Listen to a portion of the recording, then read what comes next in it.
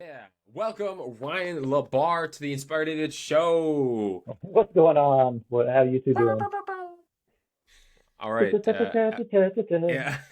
That's right. We I've- need intro music, a different intro music for every interviewee. True. Yeah, That's yeah. right. Hey, if you need some good music, I know the guy, so you just let me know. Nice. Yeah, one of my So, one of the other LMBers, one of the mentees that I work with, he's actually starting a podcast where he's gonna rank like the best classical composers of all time because he's also a musician. So that's just what made me Is think of that that. Boyd? No, his name is Ron, Ron Fontana. He's not very active in the group, but he's vision impaired, but he's got a real great ear for music. Nice. That's cool. Hmm. Very cool. wow, interesting. Okay, so basically, how we like to start these usually is if you could just kind of explain a little bit about what you do and, what kind of business that you have, and then we'll kind of go from there. Sure, yeah, I'd be happy to. Uh, so my name is Ryan Labar, and I'm a digital marketing agency owner. I've been doing that for 4 years now, or I think we're going just coming up on five actually.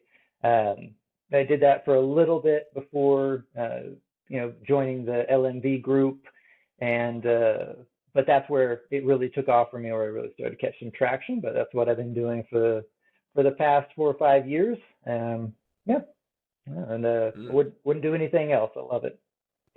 So you were doing digital marketing before you went into LMV then?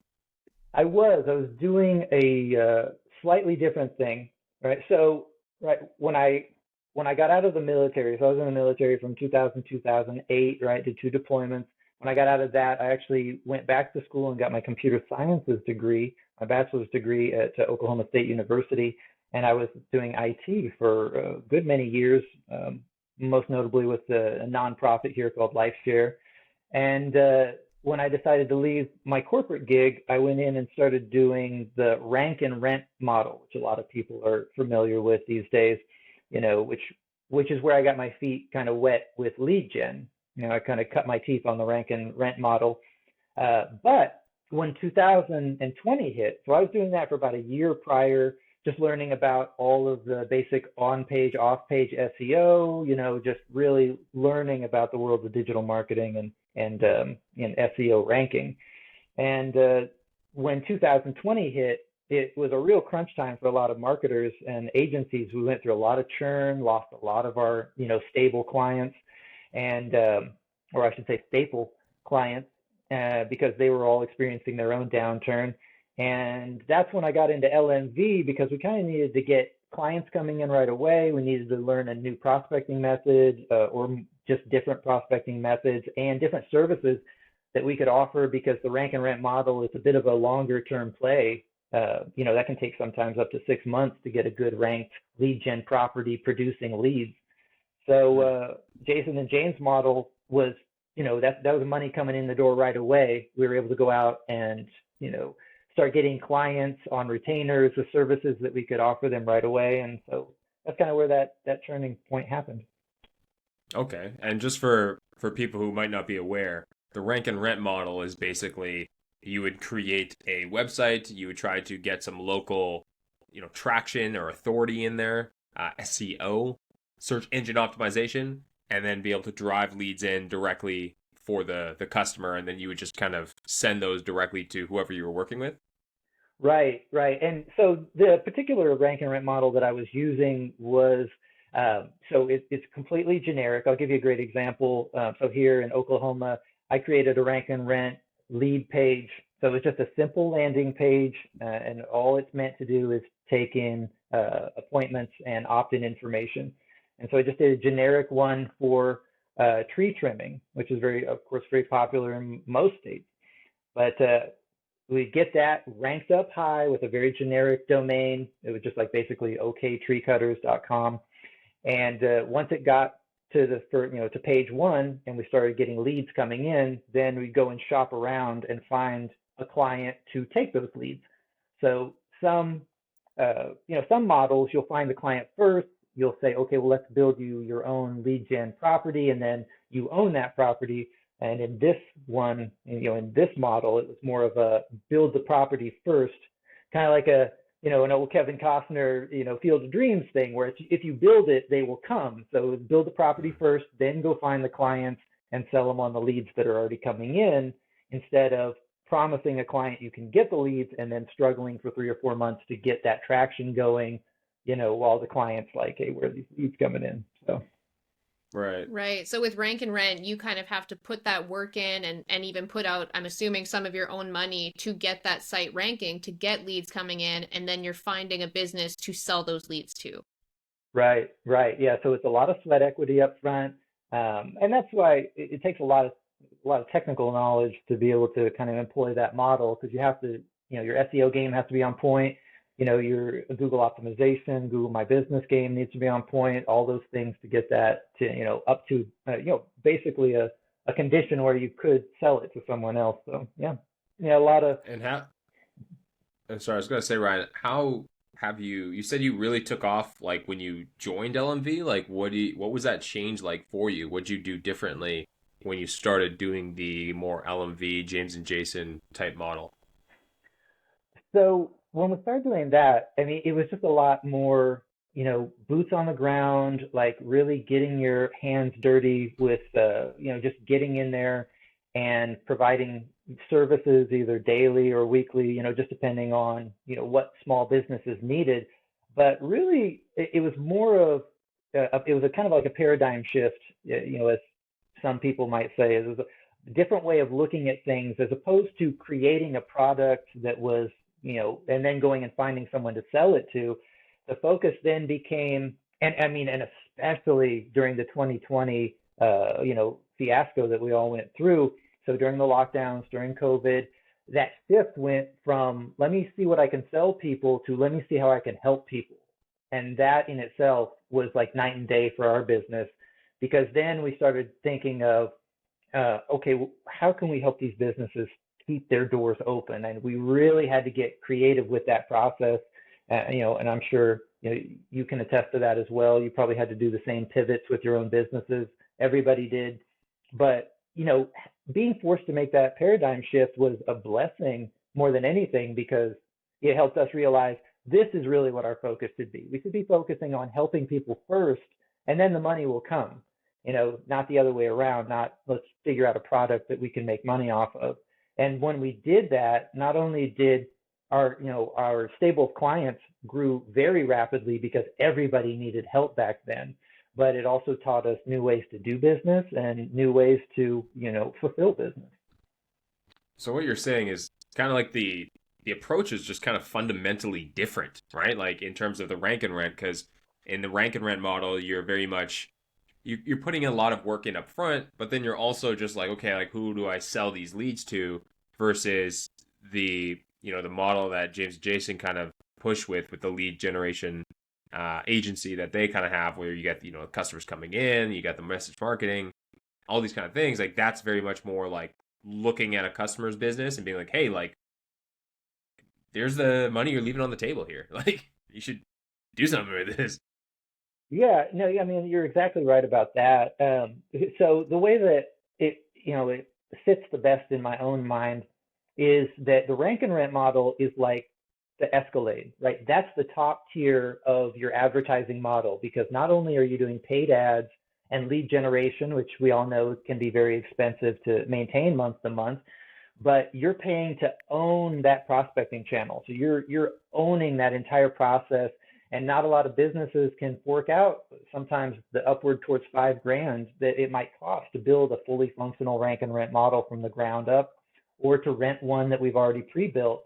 There's a huge amount of space in between closing your doors as a business and then being that profitable to be able to afford to build your own lake, as we would say, right? That's a great analogy for any business, that you want to build your own lake that you can fish out of, right? When we do Google ads, we're fishing out of Google's lake, right?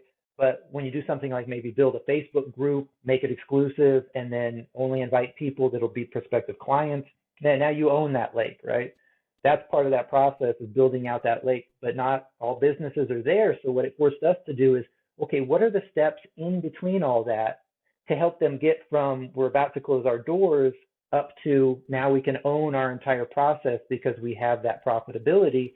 And that's where all these services come in, small things, email marketing, keeping your reviews up to date, sending out newsletters, possibly, keeping your social media current, keeping your customers informed. These are all those baby steps that lead you to that higher plateau as a business. And that's what we found is that they need more help in those intermediate and beginning stages than they do in those advanced stages. Now, those advanced stages have their place, but those customers are few and far between. All the rest of your business is going to be in those intermediate stages where they don't know exactly what they're doing yet.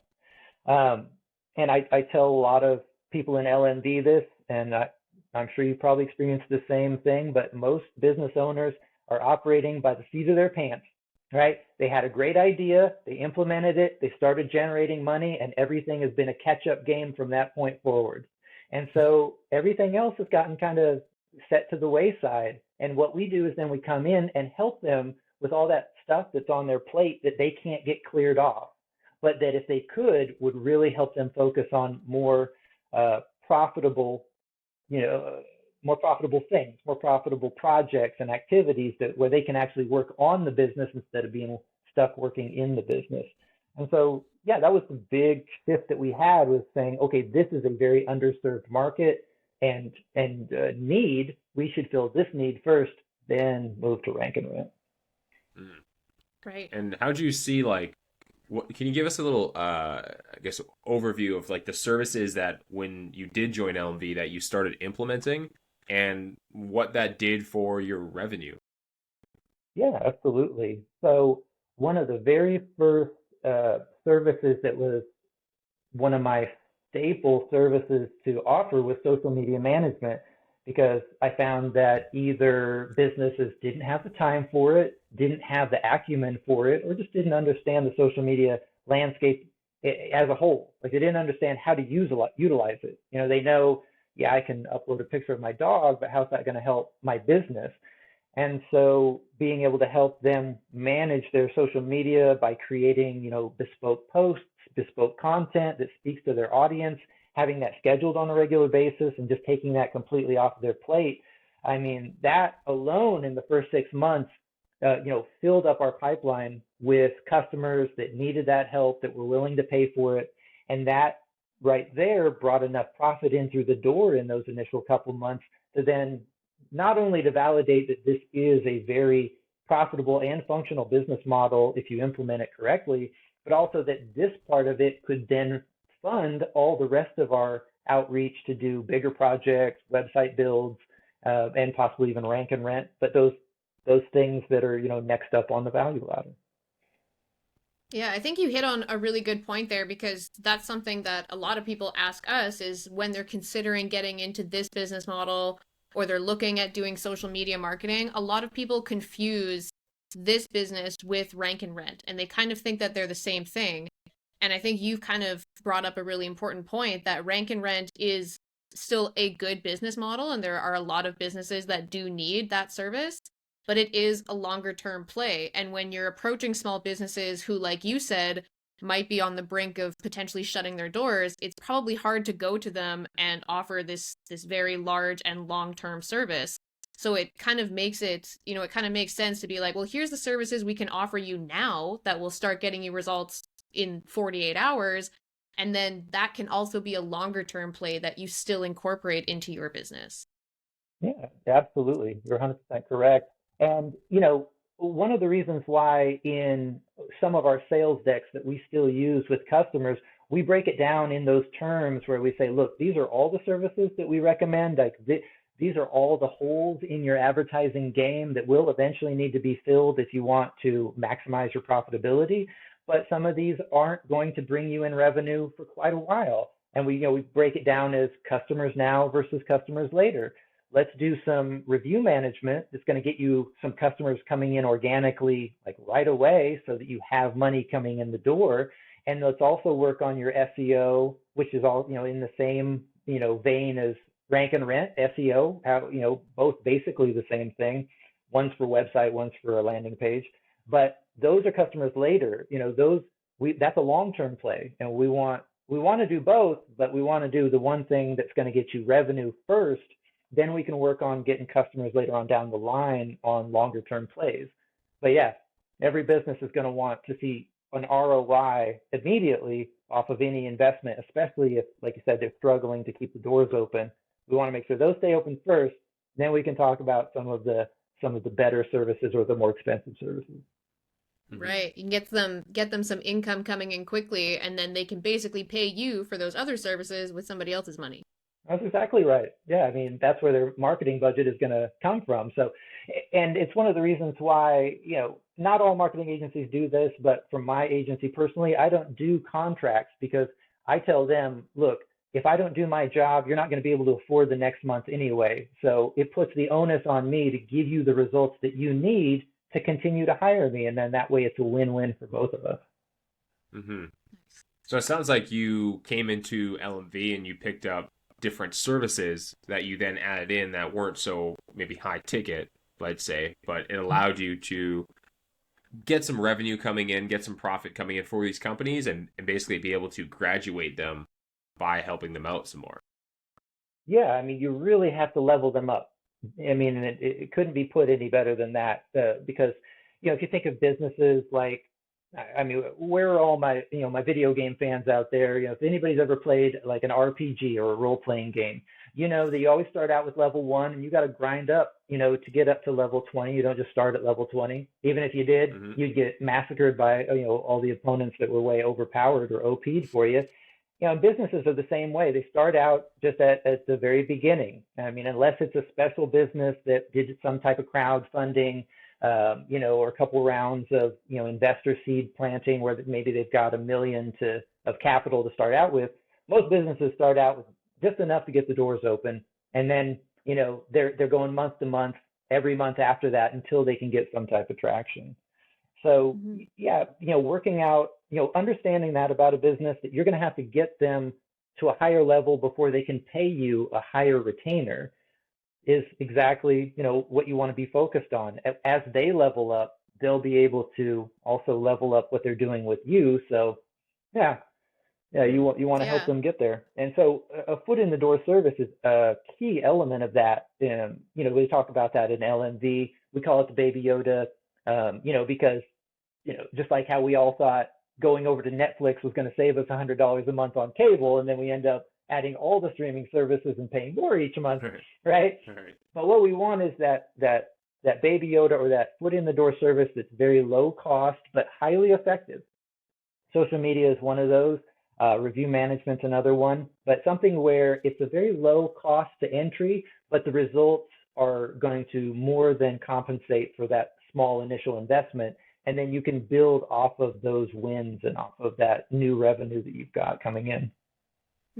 Yeah, I like those services a lot because I find like businesses, like most of the time, if they're not doing any kind of marketing, it's just like they either are like scared to themselves or they've tried it and they're like, that doesn't work. And then, or like they've like, they're like, I don't want to like waste money or like get scammed or something. So when you can come in with one of those smaller services, you're very much just like, oh no, I'm just gonna like prove that I can do what I say. And then they're like, oh, like what else do you think? So we've had people before where we like sit down with them, give them a full breakdown of like, here's all the holes you have. Here's what we should recommend first. And it's like they didn't even hear. They didn't even hear that shit. They were just like, oh, okay, like, so what do you want me to do? How much is it gonna cost? And then you finally you get them going, and then you get them results. They make some money, and they're like, oh, like, well, what else should we do? And then you're like, well, your Google profile, you're an HVAC guy, right? Yeah. It says you're a maid right now, so you should probably fix that. Yeah. Oh, okay. That's a real story. Well, you should work on getting some more reviews because you got a lot over here, but you got none on Google, so you should probably do that. Okay. Add it on. Well, you should probably also, it's like you can then go in and like actually point to all the holes that they had and then offer them a bunch of services. And instead of just charging the maybe $1,000 a month you were going to charge, you could walk out with double that.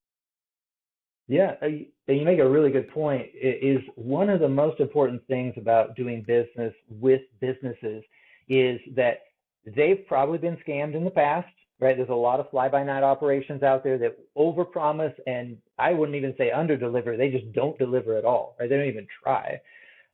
So more than likely they've been burned in the past, but it's building up that trust with them. That trust is so fucking important because, if you want them to hire you for projects that are going to make or break their business, then they're going to have to trust you. And coming in with these small projects that you can show them, look, I have a good work ethic, I can get you results, and what I say I do or that I can do, I do.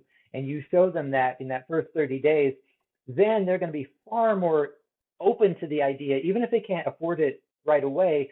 They're going to know that if they do push forward with their marketing, that you're their guy. They don't want anybody else but you because you've earned that trust.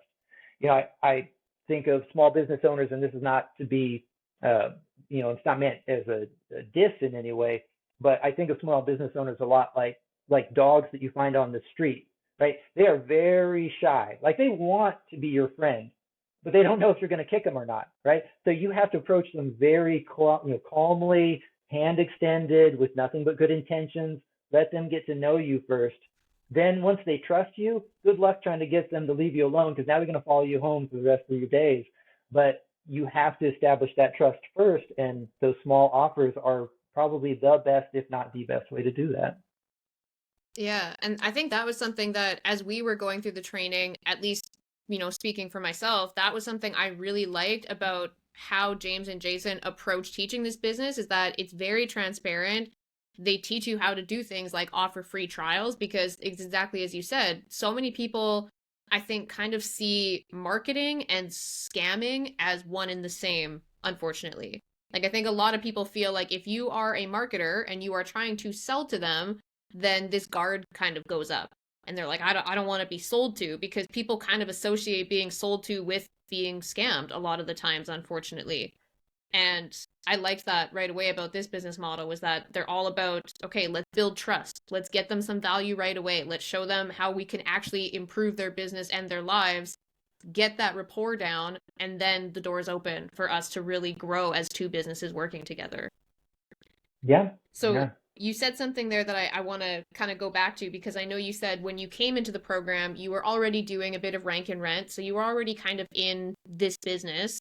So when you came into the program, your problem was that you wanted more clients. So what method did you use to start getting clients pretty quickly? Yeah. So, I found myself in kind of that same situation in 2020 where, when we lost three-quarters of our clients due to that, because they just got panicky. A lot of them just closed up shop. They thought they were just never going to be able to open up again. So yeah, it was a horrible, like it was like 2020 was the churn. Like the 2020 was the year for churn, where everybody lost clients. Everybody had to figure out how they were going to do something different. But yeah, so when we came in, and so one thing I will say just really quickly on what we were just talking about is that, that trust factor is so important with businesses, because like I said, a lot of them, they've been burned in the past by, marketers that didn't do what they promised. But the reason why a lot of people associate marketers with scams is because most advertisers are focused on one thing. Marketers, advertisers, we're all in the same bracket. They're focused on selling something. There's a science to selling things. I've read a lot of books on it. There's a science to persuasion. And a lot of times when people get, sketchy around marketers or advertisers, because they know, or at least they think, that we have this power to persuade them to do things, to buy things that we want them to buy. And nobody wants to be persuaded to do anything against their will, right? So they're very hesitant, right? They have that knee-jerk reaction. But the difference is, we don't sell anyone anything. This is something that I've kind of had as one of our core values since day one, and I think it served us really well with our customers. And that's that we don't sell anything. We just provide them what they need. We offer them the services that we know that they need, and we offer them the help. And if they want the help, obviously we do have to get paid for our time, because we have to live too, but we're not selling them anything that they don't need. We're trying to help them with what they do need. And I think by taking that approach, that comes off as very genuine to our clients, that, look, we care, and which we do. I care about every client that we have, because their success is my success, and I want them to succeed just as much as I want us to succeed. And I think that gets conveyed when we speak to clients. So that was just on that. But as far as how did we push forward with our prospecting? So of course we had to open up all new channels. One of the two main ways that we focused was through cold email outreach, and then through checking on freelancer boards like Craigslist, Upwork, and some of the smaller ones back then were like freelancer.com and guru.com. Nobody uses those very much anymore, but they were around. But yeah, we were focusing on that, and that's where we got a majority of our clients. I got 3 directly from Groupon, or not Group, sorry, not Craigslist. From Craigslist, I never thought I'd find anybody on Craigslist, but I did. Found a couple clients in Alignable.com, which is also another kind of like a business networking site. And then we got a lot of clients through Upwork, and that was more of a Texas two-step process where we would complete a project on Upwork. We want to respect Upwork's terms of services. We completed everything on there. And then if they wanted to do another project, we would just do that offline. And then they would just become a permanent client of ours. So that's kind of how we built out our stable in the beginning, just a lot of cold email and then digging through kind of like marketplace and freelancer sites. When you were doing that cold email, this is something that I find a lot of people in the beginning are really kind of worried about. People are always concerned about how to do things like cold calling, cold emailing. And I think that, obviously when you're new to it, it can be kind of uncomfortable. But I think the biggest thing is people just don't know what to say and they're afraid of coming off as scammy or as, I'm here to sell you. So when you were kind of doing that cold outreach, did you kind of have a certain tone that you would try to take with people to show them like, yes, I'm here to help you. I'm not here to sell you. And what was that kind of like for you in the beginning? Yeah. I mean, so selling is a skill, just like anything else. It's something that has techniques that you can use. I mean, there's obviously different ways that fit different personality types, and you got to be sure you use one that fits you. But when I was first starting out, I was telling somebody this just the other day when we were talking about getting on CQI calls or client qualification interviews. And true story, when I first started out, I was praying, praying that they would not show up. I was just praying they would no show because I was scared shitless to talk to them. And I wasn't even going to sell them anything. I was just scared of, you name it, imposter syndrome, just talking to people, social anxiety, all of that, not knowing what I'm talking about because I don't have all the services just concrete in my brain. I'm afraid they're going to ask me questions I don't have the answers for. I'm afraid they're going to want to see examples that I don't have the answers for. I don't have a portfolio. On and on, all of that going on 2 minutes before I'm supposed to jump on a call, and I would just pray that they wouldn't show up. But what helped me overcome that was exactly that mindset that we talked about a couple of minutes ago, where I was just, every time I started to get anxiety about it, I would just think to myself, I don't want to sell them anything. I just want to find out about their business. Like, this is just an interview like you and I are having right now. I just want to talk to them. I just want to talk to them, show them I'm a real person, and I just want them to tell me about their business so I know a little bit more about it. And going into the calls, that made like all the difference in the world. Like, I felt like a big amount of pressure relieved because I figured if they ask me a question I don't know the answer to, I'll just tell them. I'll say I don't know the answer, but I'll have an answer for you later today. If they ask me for, case studies, I'll say, honestly, I'm just starting out and, I'd love it if you could help me out by being my first client. Maybe we could work something out, maybe I'll give you a price break, something like that. But those things were all available. Like, I had those ready to go, little bullets in my magazine. They were ready to be fired if I needed them. But just taking that approach, the conversations went so much smoother. Once I jumped on the call, all of that anxiety went away, which is what they don't tell you, is all that goes away once you jump on the call. Yeah. It's like going to the gym. You get this pit in your stomach, like, do I really want to do this? But once you like step in and start actually moving around, you're like, oh yeah, I don't know why I was worried about doing this. I love this place, Same thing, once you jump on a call, you realize I love talking to business owners because I know if I can help them, then that's going to be the best case scenario. So let's do a little Sherlock Holmes And it became a game. It became a game where I was like, let me dig and see where I can find where I can help these people because I know what I can, I just don't know where. And once I did that, it made a big change. And then I was able to start getting on calls, connecting with clients, doing the due diligence I needed to find out what they needed. And then when it came time to actually offer them the services, we had this rapport, this connection, and everything just kind of flowed more organically. Mm. Nice. And do you feel like when you were doing those calls, like did you take anything from LMV, and James and Jason, and like did you apply any of that into your sales cycle, or because you were already doing this prior, right? So what do you feel like you adapted into your sales cycle from what they kind of teach in the training? Oh no, yeah, no, I had to completely overhaul my sales techniques because I mean, even though I understood techniques like like straight line technique, like maybe Jordan Belfort would teach you, or getting somebody to say yes 3 times before you actually start asking them questions, stuff like that. That stuff remained the same, but the entire interview took on a totally different tone because yeah, then I was sticking strictly to the CQI script that James and Jason had given. Because in the past, it was more of a, let me find out if they need these leads. That's all I need to know. Just, do you need these leads? Right. Can can Yeah. can you pay for these leads? But when when it wasn't about leads anymore, when it was about it could be anything. It could be I just didn't know what it Yeah. was that they needed help with.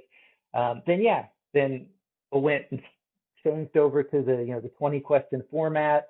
I actually added a couple extra at the end, different things, and that's how my process changed. Is every time I talked to a different business owner, I learned, okay, I need to ask things maybe a little bit differently, or maybe I need to dig a little more on these questions because this is more topical and I need to really get to the root of the problem.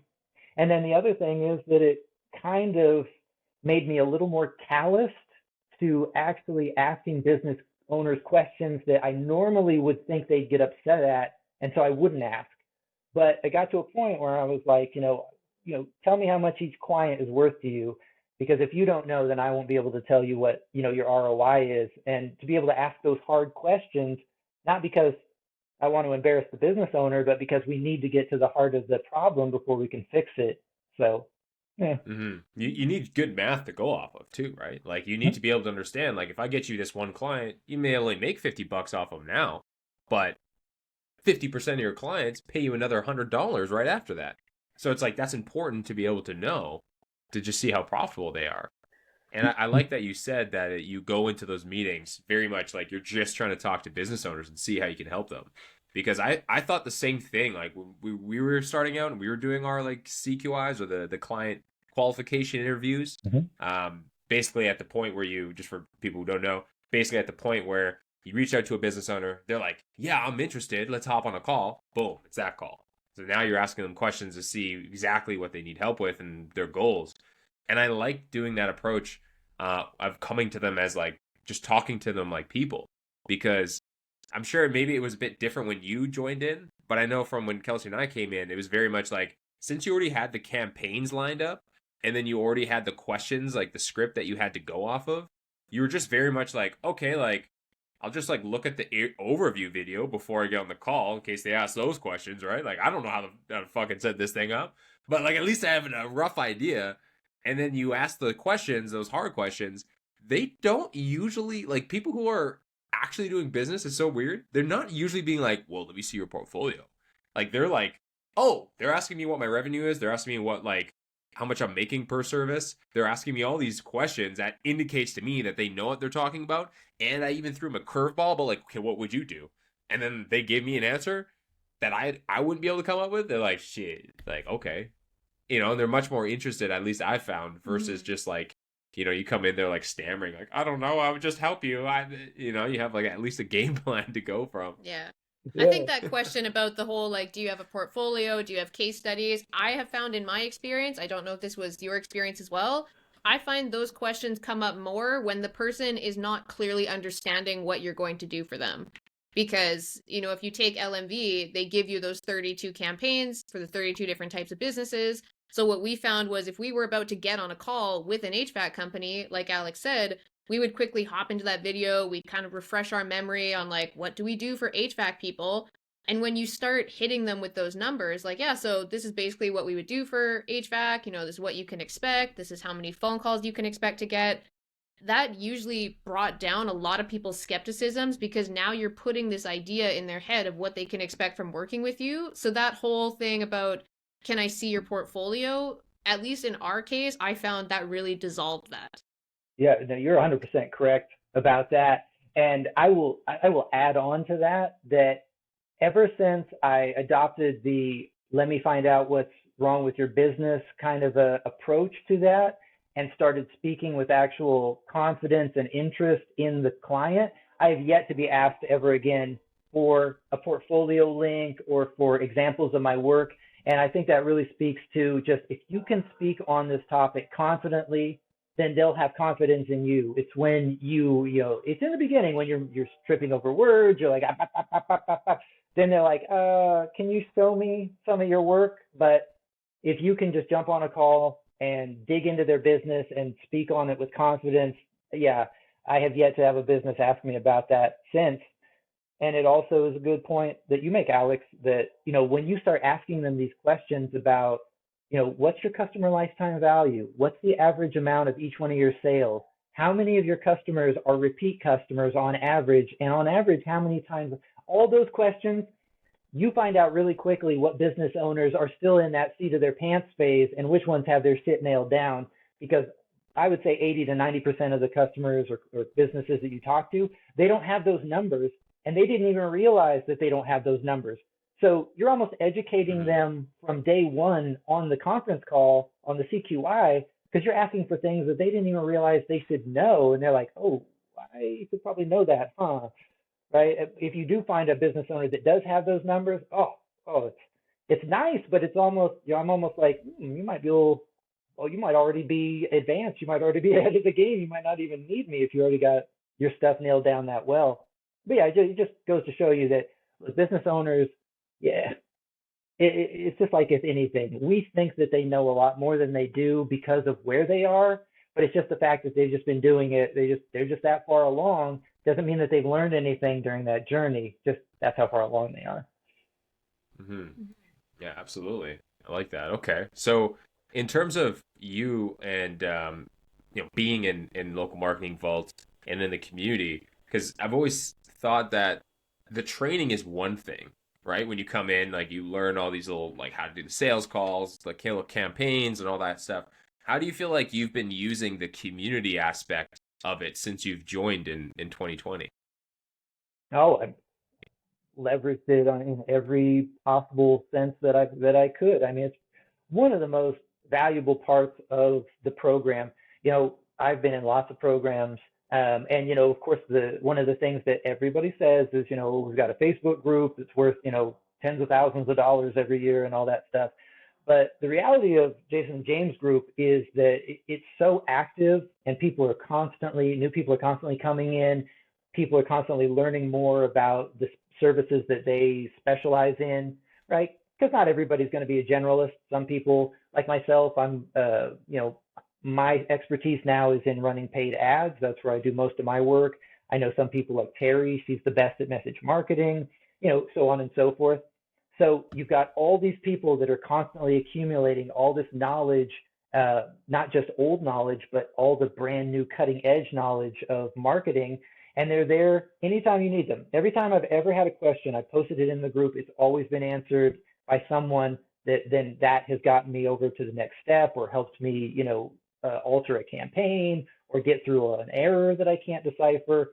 So many times, not only just for knowledge, but also for the community aspect. I've made tons of friends in that group that I can't wait to buy a beer for when we, meet up maybe at the next live event, right? So you've got that camaraderie.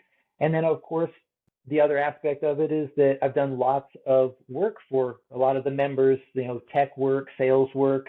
Some people don't want to do the tech side. Some people don't want to do the sales side. So I've been able to work with other LMVers to help provide that service, but also to help them, advance their own agency and help them get to the next step.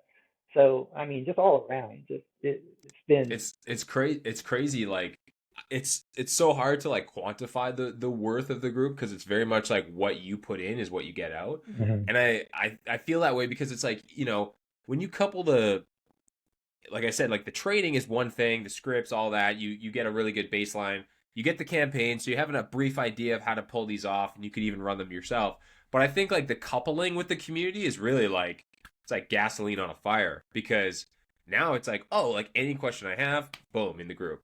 But Mm-hmm. more importantly than anything, it's like now if I literally just wanted to cold call all day long, I could build a massive business by just having people within the community do the services for me, which they've been probably doing for much longer. Like some Mm-hmm. people in there have been doing some of these services for like 10 years. Yeah. Mhm. Like I'm not going to get that good at Google Ads. I'm just Yeah. not. Like I have no interest in it. I mean, Fucking hate Google that's Ads. why we started working with you when we had a Yeah. client who needed LinkedIn services. We were like, yeah, we could take the time to, learn this ourselves, or we could just outsource this to Ryan, learn his process, see how he does it, and then decide, do we want to do that ourselves, or do we want to just make Ryan our LinkedIn guy?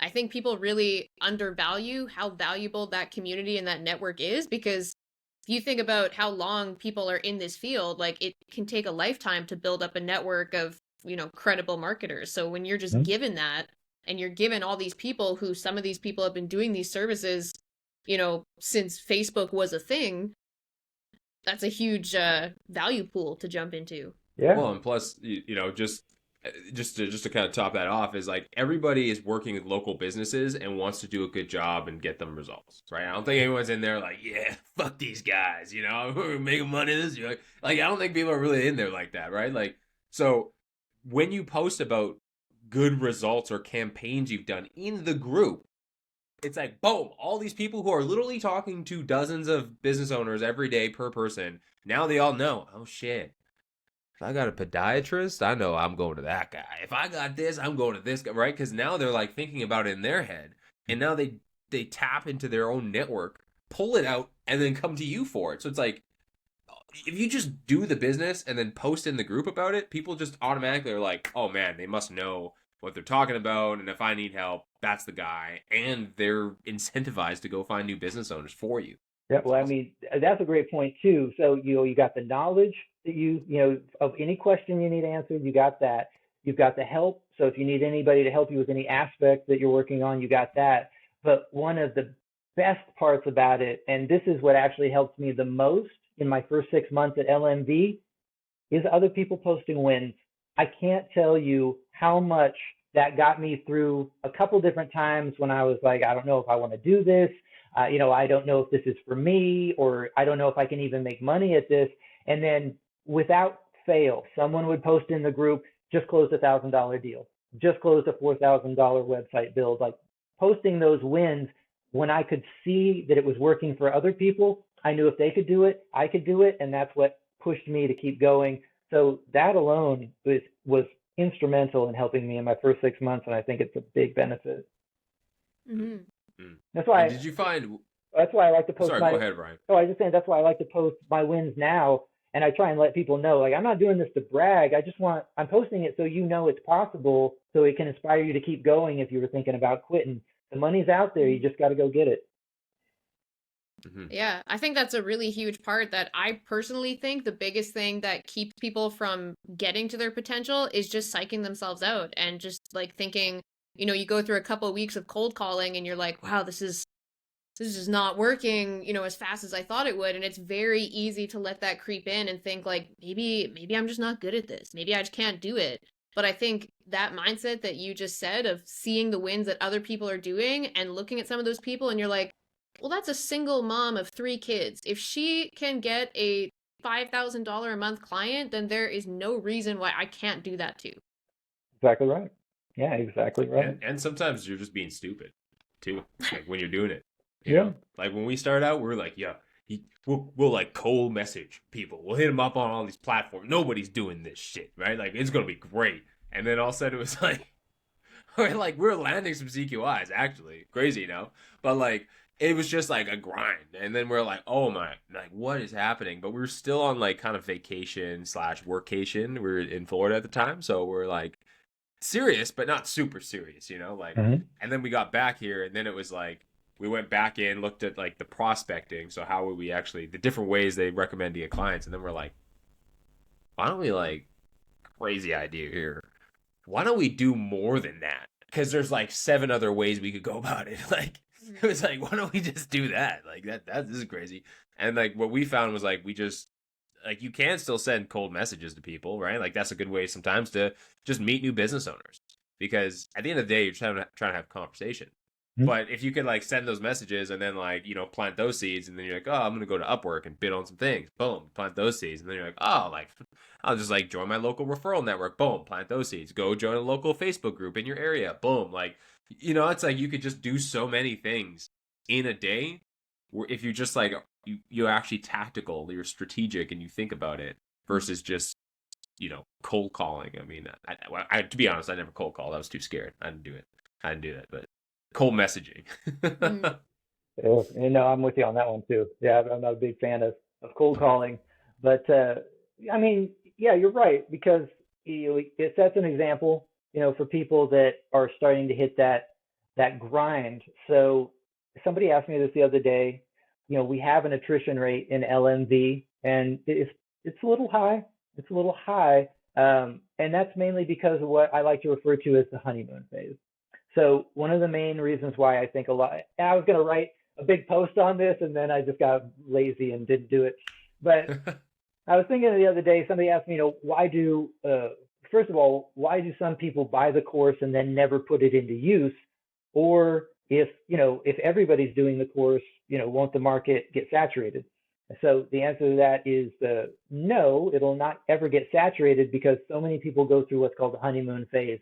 They're only in love with the honeymoon phase. And so you see a lot of people jumping from opportunity to opportunity to opportunity, because it's the potential that they're in love with, not the work.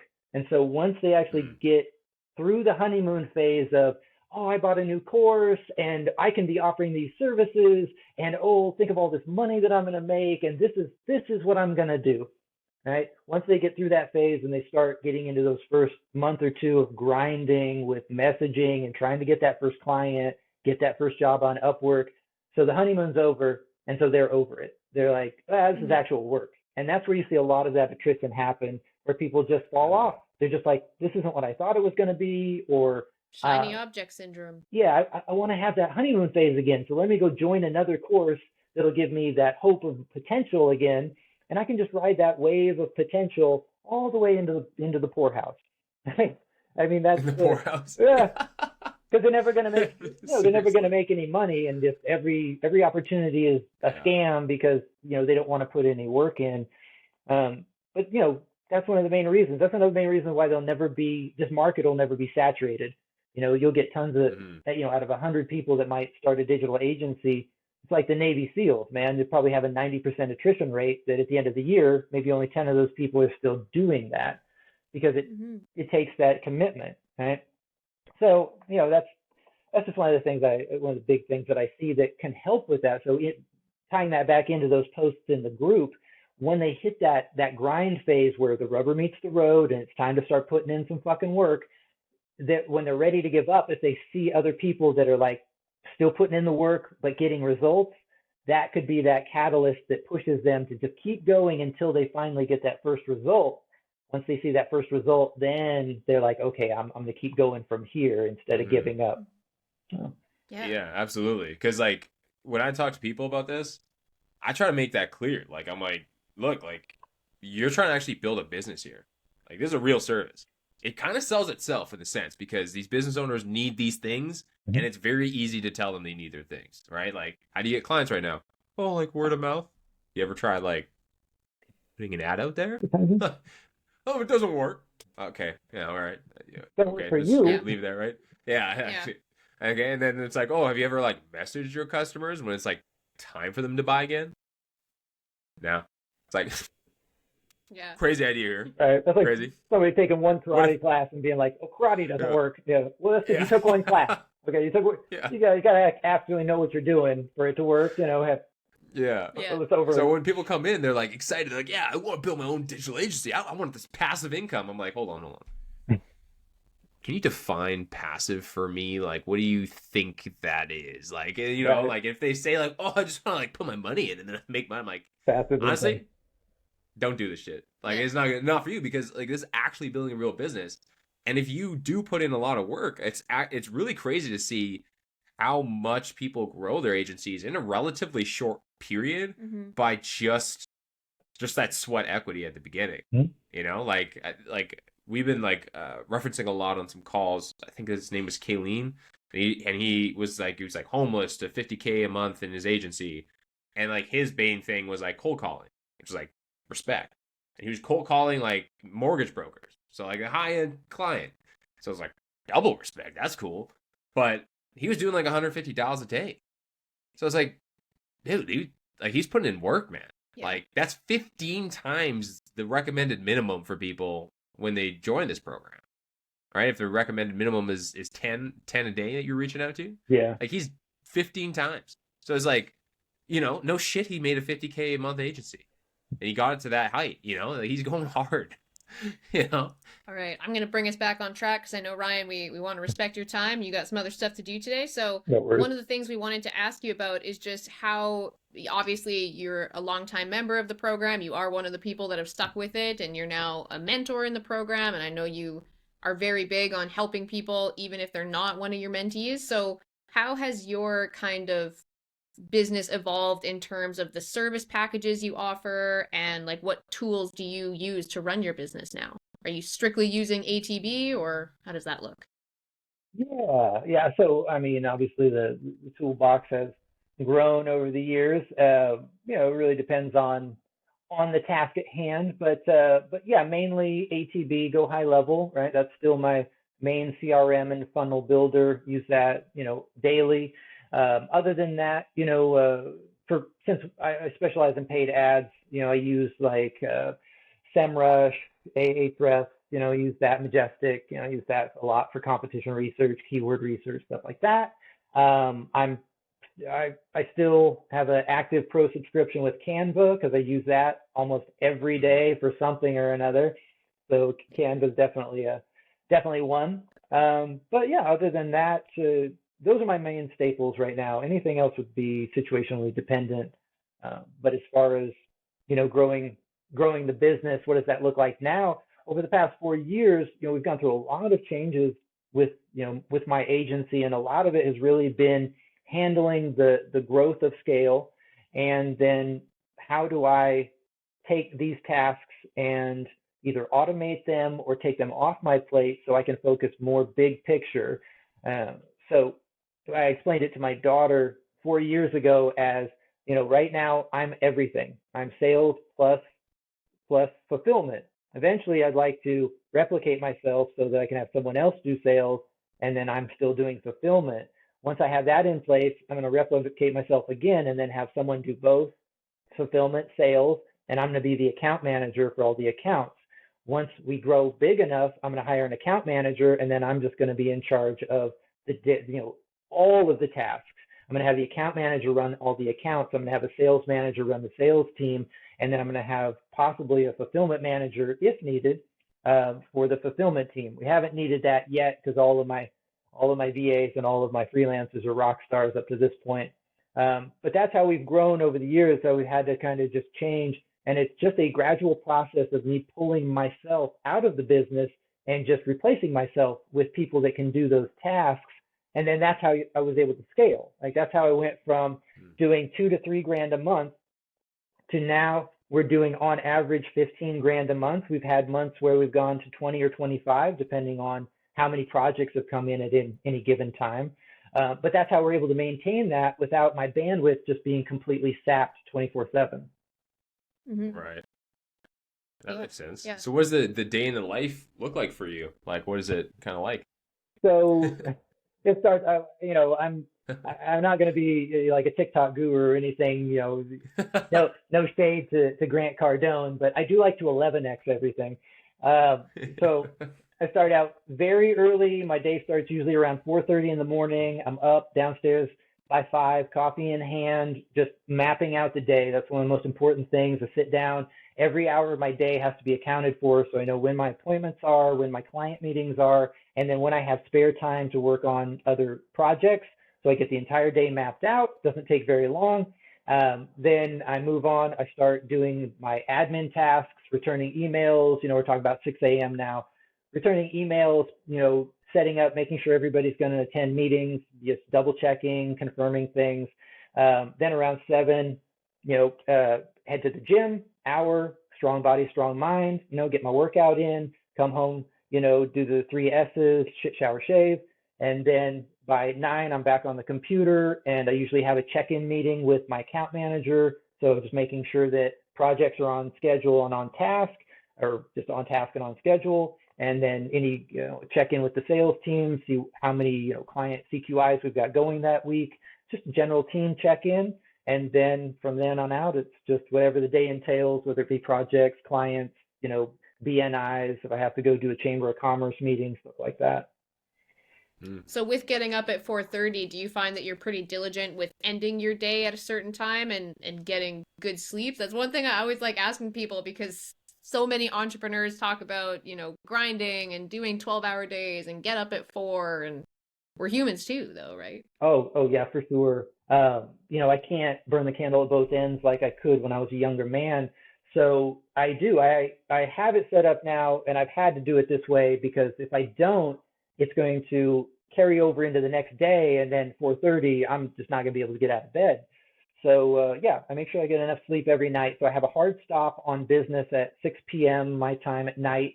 Then I make a nice meal. I've got 2 hours where I can decompress, watch a little TV, just do whatever silly stuff, video games, what have you, and then sleep by 9. That kind of also speaks to, like, as I alluded to, I'm a little bit older, but also just if I'm not in bed by 9, try and be asleep by 9:30, I'm going to be shit the next day. So it's one of those things where I have to force myself to go to bed, because I know if I don't, I know I want to stay up, but it'll affect my productivity. So it's more of it's not that I want to go to bed, but I do want to be productive the next day. So yeah, I have that hard stop.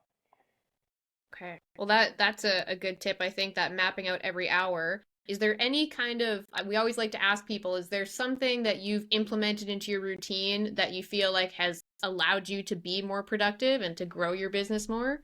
Like we've had, some people say they time block, or they do that kind of to-do list thing, like any kind of weird little hack that you feel like has really helped you.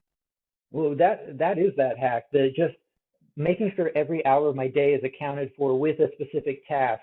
I can't tell you how much that's increased my productivity, because it used to be where I just kept track of my appointments, and then all the time in between all that was like dead space. It was just like, here's time to do stuff. But when I would get to those times, I'd be like, okay, but what do I want to do? I've got a million projects in my head, and I end up not doing anything because I can't figure out what to get started on.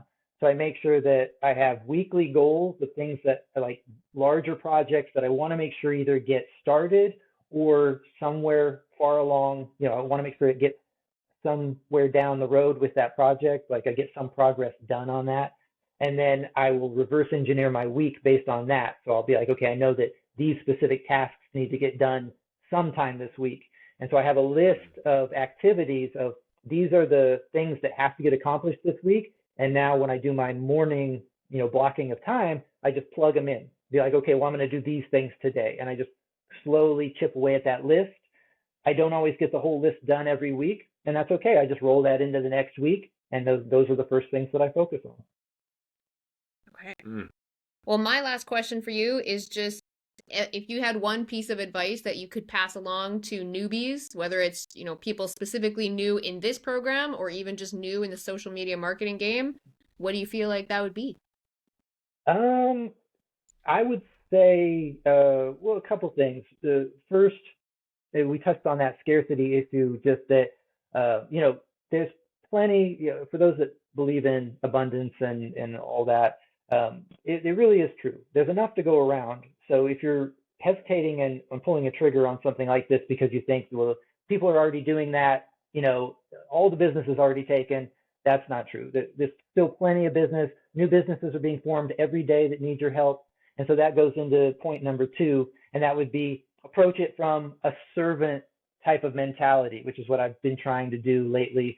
I mean, like for the past couple of years.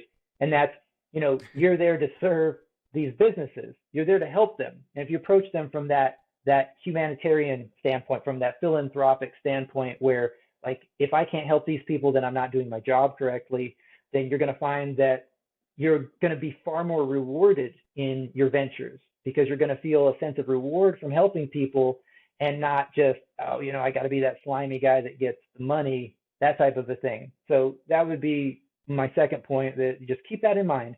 Just be a servant to others, and that will be, returned to you, karma, whatever you want to call it, but that will come back to you in many different ways. And then the last thing I would say is, you're going to have to develop a work ethic. If you don't have a work ethic now, and I won't lie, I didn't have the best work ethic. Even coming from a military background, I didn't have the best work ethic to motivate myself. In the military, you got somebody yelling at you, so you don't have to worry about it. But when you have to motivate yourself, you run into that. That's difficult. You have to have the self-discipline to be able to do that. So just know that going into this type of a venture, it's work. You will have to put in work to make it work, right? But what I'll say to that is, this is one of the very few types of opportunities where, you're going to be an employee for somebody no matter what you do. You're going to have to sell your time. That's just life. The way that you get by is by selling your time. You can either sell it to someone else, i.e. a job, or you can sell it to yourself. And it's still going to be a job, but you're your boss now. And the benefit of that is the harder that you work, the more money you can make. Whereas with a job, the harder you work, your pay stays the same. So you finally take control of your life. You're in charge of how far you go financially, how big you can make things blow up. And that's a great feeling, to have that control over your life, but it's also extremely scary for some people. I would just say, don't be scared of that. Take the leap. You know what they say, jump out of the airplane, you can figure out how to build a parachute on the way down. And that's very, very true. It's extremely scary, but that's what life is, man. Life's scary. You got to take that big leap if you want the big reward. Hey, so many people are bored at home, like, oh, I wish my life was different. You know what? Just jump off the edge, baby. It's way more fun. That's how I view it. Yeah. It's way more fun.